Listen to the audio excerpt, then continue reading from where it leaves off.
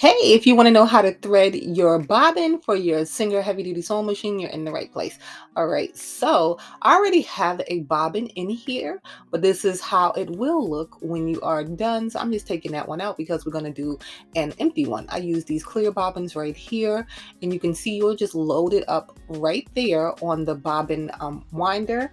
You want to make sure when you're not using it to wind your bobbin that it is in that position, because the other position your needle won't go. But you have to put it back to take the bobbin off anyway. I'm going to be using the thread in this position. Usually I load my thread in the back.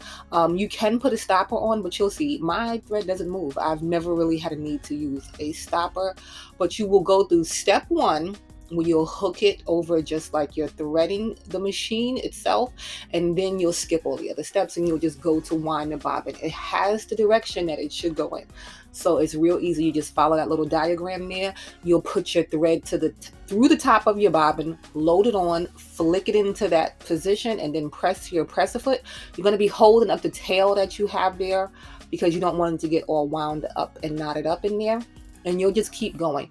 The machine will stop itself once it is done. Like, you won't be able to go anymore. It has that piece that it's up against is like called a stopper. So it'll stop it once it is full. But you want to make sure you just do those two steps. And you can see my thread is not moving, not one bit, and it is winding. But you want to make sure you put it through those two things the correct way, because you want the right amount of tension so that your bobbin is nice and tight, because if it is not, it will mess up during the rest of your sewing project. So this is real easy, real simple. Once you're done, you'll flick it back to the other position, take it off. You'll cut it, leave a tail, cut that extra little piece that was on the top there, and then you will load it in this direction. You want the thread to be going that way, and you will latch it around that little hook that's in there, and you can see it still moves there. You will thread up your machine, and if you just put your needle up and down, you can use the little hand crank to do that. It will pull that bobbin thread through. Usually just one time I'll do that, and then after I pull everything through is when I put the plate back on. I just wanted to show you can put your presser foot up and down, that little piece on the back there.